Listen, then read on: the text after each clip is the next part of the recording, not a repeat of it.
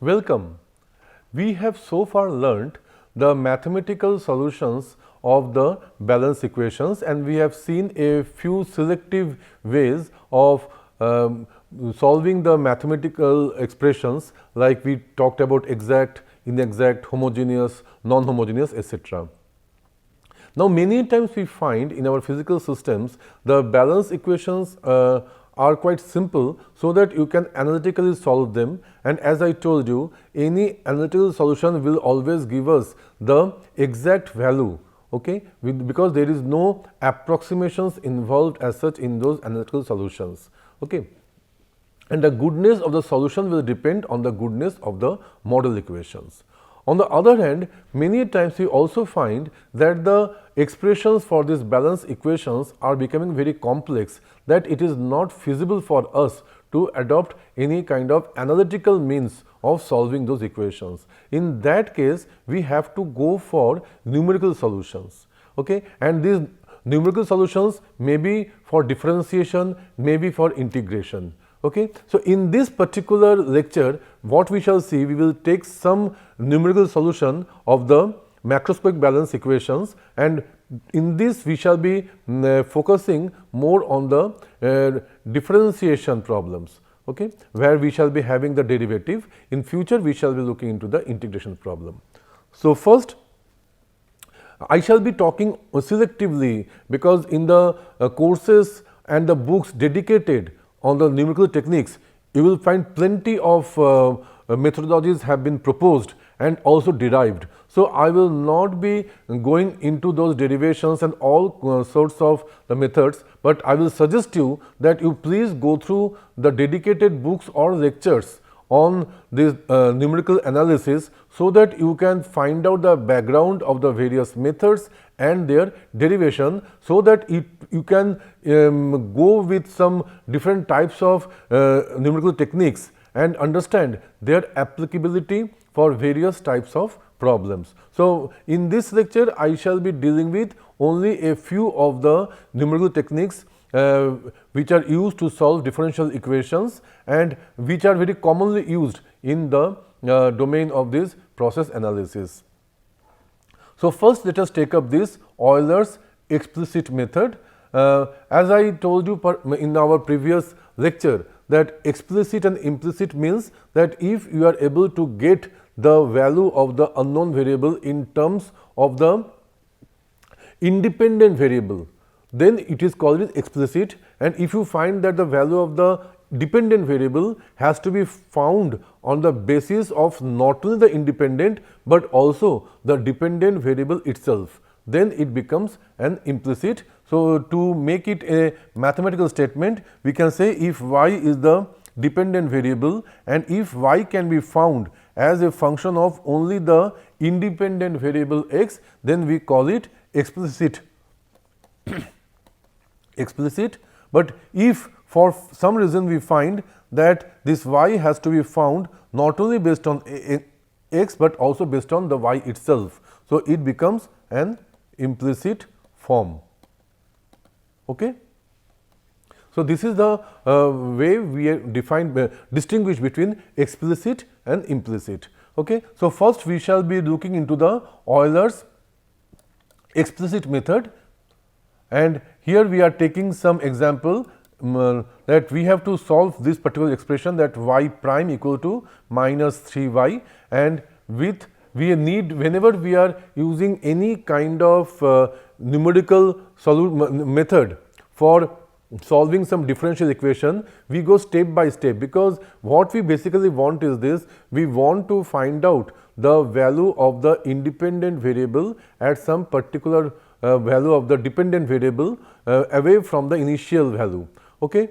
Now, by integration we can do that very analytically, we can do it very simply, but whenever we are going to the final value, so we find that in when we are going numerically, then we have to take some steps. That means, suppose I have this particular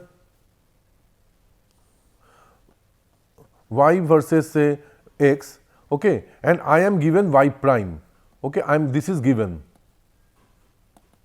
but I have to find out the value of y for different x values. Suppose I am given the value, suppose this is x0, that is, and here I know the value of the y0. Okay, so suppose this is our the initial condition. Okay, so but suppose this is the form of the y. So we have to find the value of y at some other x value. So if I know this particular expression of y, then I can simply take the value of x and I can get the value of y over here. But that is for analytical solution. But when we go with numerical method, what we do is this: we go step by step. That means from this value we find this value, then we go to this value, like this. We go in steps and finally we try to approach this. Now, depending on the numerical technique, we may find that we are not always following the exact function. What we are doing whenever we are going numerically, we are making some assumption for the particular function. So, what happens that even though this may be the true value, what we are essentially doing is this: we may be going from this, we are going towards this, and then moving towards this and moving towards this. Then you will find that at each of the points there is some kind of a deviation in the between the true value and the numerical value. Okay, so you can see that we are getting some kind of deviation at each point of the x. Okay, that means we are approximating the exact solution by some assumed solution, and we are taking that path. Okay, so you find that whenever you are applying any numerical techniques, there will be some error associated with the values of the unknown variables you are solving, because you do not know the exact nature of the particular function. Okay, so numerically we are always approximating the actual variation, and then we are finding the solution. So that what we find essentially is this, that we have so many numerical techniques, and because we are trying to improve upon our approximate value, we want to stay as near as possible to the exact function, but our numerical techniques are not able to do that. And that is why you will find in the literature there are many techniques are proposed to improve the solution numerically. Okay. So, with this understanding, now what we shall do? We shall try to understand that how to find the value of y given that this is the y0 at 1. Okay, and we have to use this Euler's explicit method. I will not go into derivation of this method. I will simply demonstrate it by one example, and I understand that you can understand this method. Okay, so let us go like this.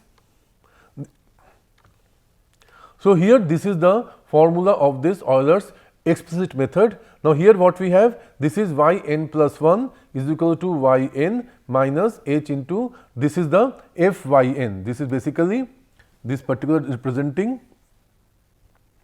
the given function y prime at n. Okay. So this is the in general the expression for the Euler's explicit method. So in this what we are doing, that this is we are getting from the problem, given problem. Okay, so we are putting this y prime y n over here, and now things become very simple. You can see easily here that this is the unknown, that is this is the value of y at the next time step. Okay, and this value depends on the time step chosen. Okay, now you can see this particular h value tells us that how closely we are following the actual solution. So it may be so that if the problem is very nonlinear, then you can see that this value will matter a lot, and the linearity of the problem, and this particular expression you can see this is a linear expression. Okay, a linear expression in h. So what it means basically is this, that suppose I have a very linear solution, it is suppose is a y equal to x, then you can see even if I start, suppose this is the y naught at x naught, this is given to us. Okay. Now in this case I can check that suppose I want the value of the x over here, at this particular x I want the value of y. So here I want the value of y. Okay. Now, because it is linear, I can choose a big h, step size h, okay, and because it is linear, I can quickly go to this particular value. Now, consider another situation when I have a very non-linear variation of y with x. Now, suppose again I make a very non-linear thing, non-linear. Okay. Now, you can see that suppose this is again the value of y naught at x naught, and suppose I want to take the value over here. Now, you can see if I choose the same big h, then what I find that I may be going like this, and in that I will be missing the y values over here. In this region, I will not be able to predict the values properly, because I am going in this particular fashion. Okay. So, in that case what I need to do is this, then I need to take some other value of the h. So, to track this thing I will take a smaller h. So, I will go like this, I will take small steps and I will try to move like this, okay, so that I can stay near the actual variation. Okay. And you can see that the smaller the value of h we take, the closer we can stay along the actual nature of the variation of the particular dependent variable. So, that is how this step size plays a great role in deciding the accuracy of the solution, and whenever you are solving numerically, you should be aware that how to get this particular step size. Now, let us come back to this problem. Now, you can see that by the given step size, what we are doing, we are now trying to predict the values of the y for the future time instance. So, here we can simply write that we put the value of time and we put the various values of the yn which we are predicting by this particular method. So, we have these are the different values of the y, and now you can check that how good these values are. Instantly, for this particular problem, you can see that in this problem the analytical solution can be found very easily. So, you can see that it is dy by dx equal to minus 3y, okay, and you can see that y is equal to e to the power minus 3x plus c. So, this is the exact value of the particular thing. So, here I will put this in terms of t. So, let me put this in terms of t, this is not x. Okay. So, this will be t, it will be t here, and here also it is not x, it will be t here. Okay. Now, once you have this particular analytical solution, and you can find also the value of the c from this particular given thing, you can see that for y naught, that means at t equal to 0, at t equal to 0, y equal to given as 1. So, you can put this value in, you can see that c is equal to, then this is 1 minus e to the power minus 0, that is 1 minus 1 equal to 0. That means, your solution is e to the power minus 3t. Okay. So, this is the exact solution. Okay. Now, to check that whether you have chosen this particular h value correctly or not, what you can do is this. You can now put another column here and you can start finding the value of e to the power minus 3t and put it, and then you can check that how well or how badly these numerical values are approximating the actual solution. And you can easily also check that by varying this value of the h or the step size, you will see that these prediction values will also keep changing. And you can find out also that how well or what is the optimum value of h which will be able to give us the best result. By optimum, I mean that after as you keep changing the x, you will find that after you change the x, you will find there will not be much of change in the predicted values. So, you can take that to be the h, means when you keep decreasing the h value for any kind of nonlinear problems, this is a nonlinear problem. So, you find that the decrease in h value will also keep the numerical solution near the exact solution. But what you will find that as you keep decreasing h, after certain h you will find there is not much change in the value of the predicted values. That means you are reaching a precise value. So, after reaching a precise value, you can also check about the accuracy of the value by comparing it with the true solution. Okay? So, you will find that whenever you are getting the precise value and the precise value is also becoming accurate value, then you should stop changing the h. And if you find, suppose you take two h value step sizes, say h1 and h2, and in that case you will find that h1 is more than h2, but the precision you will find that they are reaching the precision. Okay? So, what you should do, that you should choose the higher value of the step size, because if you choose the higher value of the step size, then the time for computation will get reduced. Okay? So, that is how we choose the step size for the numerical solution. We want to be precise, accurate, at the same time fast. So, all these three things have to be taken into account to decide this numerical method as well as the step size to be chosen. Now, we come to another problem. Here we have integration problem for this y sin y, and here again we have to predict the value of this y at some other value, and here we have to use the implicit Euler technique. Okay, let us see how the technique looks like. So, here you see this is the Euler technique, this is the expression for the implicit Euler technique. So, here you can see that this is basically the y prime value, okay, which is coming from the given expression. Okay, so, now this y prime is put in terms of the future value that is to be predicted. Okay. So, that is how, if I put this y n plus 1 as y n, it becomes explicit. If I make this thing y n plus 1, this becomes implicit. Okay. So, there is a small difference in this implicit and explicit, but actually this is y n plus 1 equal to y n minus h into y prime.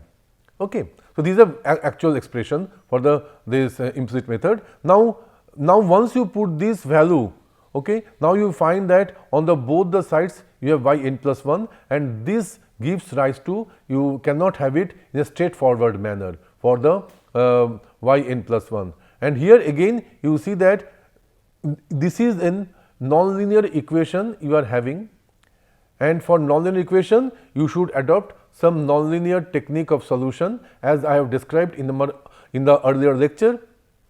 You can use secant method, you can regular fallacy, bisection, Newton-Raphson. So, all these methods may be used to find out the roots of this equation, okay, to solve these equations. So, what we are doing, that we are using this particular method by successfully substituting it. So, we are putting the next value in terms of this particular value.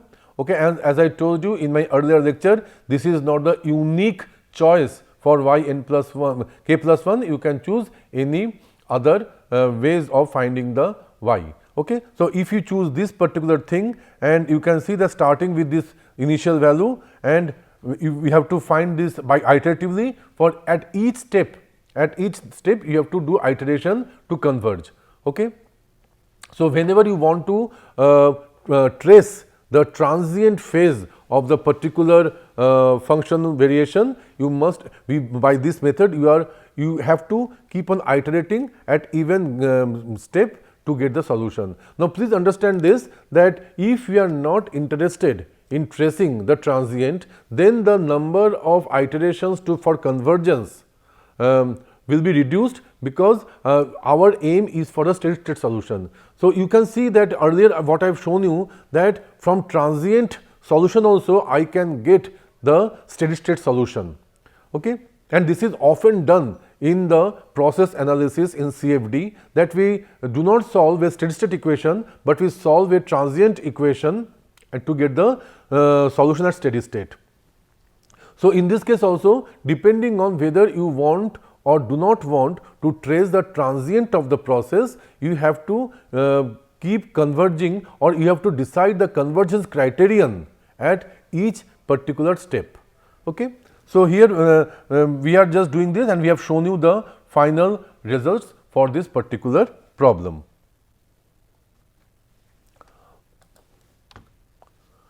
Coming to another technique, that is the Crank-Nicholson. This particular technique we call it semi-implicit or semi-explicit method. What it does is this: in the explicit methods are fast because we don't have to iterate, okay, but they have the problem of stability, that means convergence or getting the right value. Okay. On the other hand, when we go with implicit methods, what we find that they are slower than the explicit method, but they ensure more stability to the solution than the explicit methods. Okay. Now, both of them have their pros and cons. Now, when we adopt any kind of semi-explicit or semi-implicit method, what we are trying to do is this: we are trying to take the advantage of both these types of methods. That means, we want to make them faster as well as we want to make them more stable. Okay. So, in one of these formulations, we have Crank-Nicholson. It is a very popular technique in numerical methods. Okay. So, I am discussing only this particular method, and please understand there are many other such kind of methods in the literature. So, here we have this particular given expression here, and what we are going to do is this: we will not be going for the.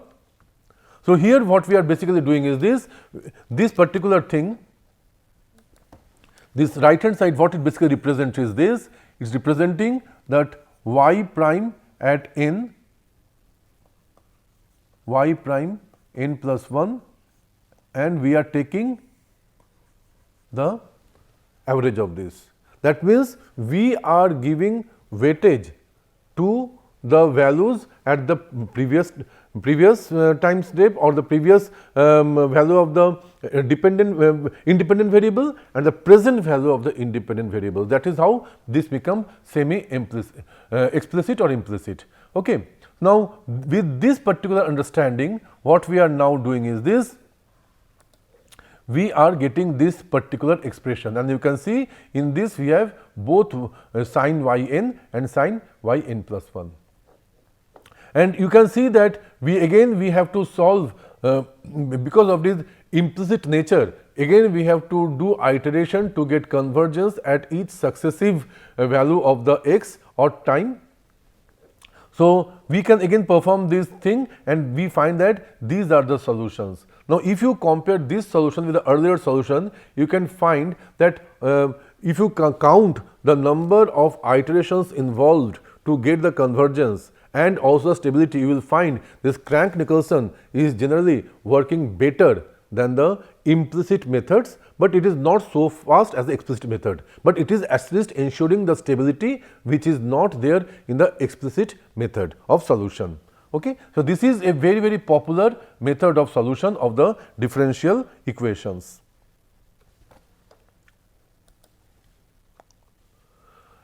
Another method is very popular, that is predictor-corrector. It is somewhat like the combination of the implicit and the explicit methods. So, here we shall again see how this is done. So, here we are taking this same function we are taking, and what we are doing that this particular method needs more than one value to start up. Okay. In earlier methods we needed only one value of y for some value of x, but here we need more than that. So, here we have 1, 2 and 3, and these many values are needed. And understand one thing, there are many types of these predictor-corrector methods in the literature. I am showing only one of them to you, and if you check the literature, you will see there are many other methods, and you can adopt the particular method depending on the problem at hand. That means, you have to decide case by case basis which method is going to work best for your system. Okay. So, here I have shown one, and for that we find that we have plenty of values to start with y0, y1, y2, y3, and to get the value of y4. Okay, let us see how we do that. So, here we have these two. So, here by P we mean predictor and by C we mean corrector.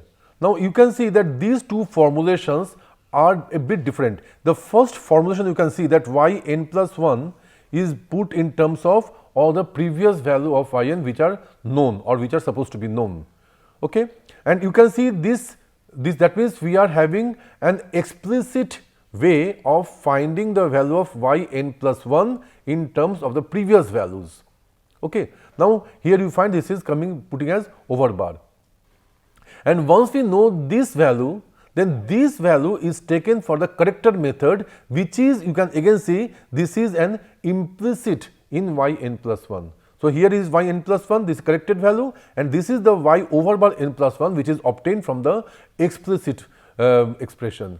So, this is a corrected equation, the predicted equation. Okay. Now, the thing is this, once you are given some value of the previous steps, so what you can do, you can find easily this particular value of y over bar. Once you get this value of y over bar, then you can come to the corrector method. Okay, and then you can update the value of y n plus 1.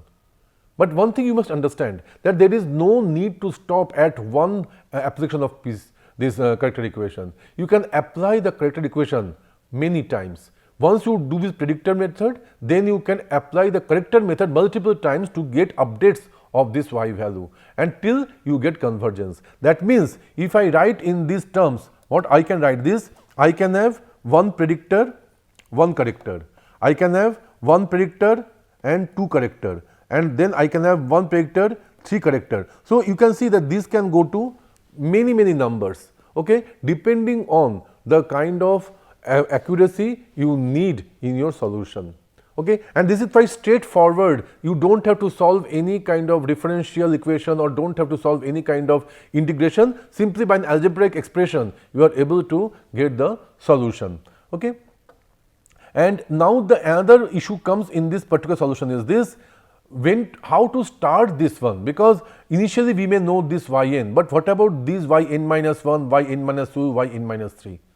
So, for this what is suggested is this, that because these PC methods are supposed to be better than the Euler's method, then what you can do is this, initially you take smaller step size and use the Euler's method, either explicit or implicit, to generate these few values. Okay. So, suppose you want the value of y 4. Okay. So, y 4 should depend on y 3, but to get the value of y 3, what you do, you can start with y 0, get the values of the y 1, y 2 and y 3 by applying the Euler's method. Okay. And after you obtain that, then you switch over to this predictor corrector method, now so that you can now take a bigger step size, and so that you can go to the convergence faster. Okay. So, that is how we say that the starting problem which is encountered in this kind of methods may be overcome by putting some other method. That means, we are hybridizing the methods. Okay. That is how we apply the predictor corrector method. And here I have shown you the values of the y n. Okay, y that is required in this particular problem.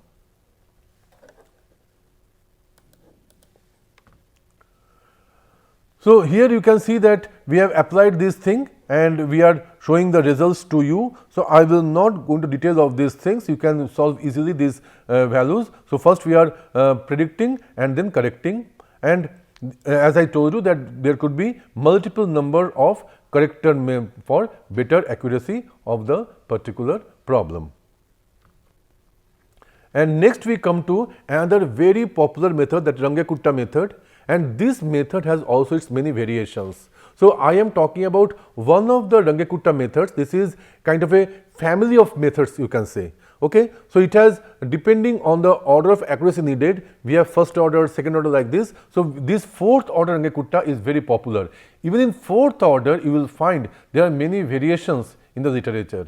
Okay. So, I will just give you the expressions to find out the value of the y for the fourth order Runge-Kutta Gill technique, that Gill improvised upon Runge-Kutta method to get this particular solution technique. Okay. So, here we have this particular expressions for the dy by dt, and this is the initial value of y naught, and we have to, with this h, we have to find the value of the y. Now, here is it is that here this is the particular expression, this is the heart of the expression which has to be used for this Runge-Kutta method. This is the particular expression, and here we will find that all these values of A, K1, B, K2, C, K3, D, K4, all these things are obtained from some expressions given by this Runge-Kutta-Gill. So, these are the particular expressions for A, B, C, D. Similarly, you have these expressions for K1, K2, K3, K4. Generally, these expressions are not to be remembered, they will be given to you. You simply have to refer to these equations and keep evaluating the values of A, B, C, D, K1, K2, K3, K4. Okay? So, there is nothing to cram in this for this particular method. And now, it becomes very simple to you. You can see that here that this K1 depends on the initial values of y and t, then depending on the, then once you find K1, the K2 is dependent on the step size and the K1 value, then K3 is a function of the step size, the K1 value and K2 value, K4 is a function of again step size, the K2 value and the K3 value. That means you have to go in this particular order. You cannot take any haphazard way of finding the K1, K2, K3, K4 because there is a particular direction of the dependency of these 4 parameters that you have to take care of. And here we have shown you this, that here you can check the values of K1, then the K2, then the K3 and the K4. These have been obtained from the earlier formulae, and using those and the values of the A1, A, B, C, D, we can find that the value of this particular this y for the next time steps. Okay. So, here are the references in which you can find more details about the methods I taught you today. Thank you.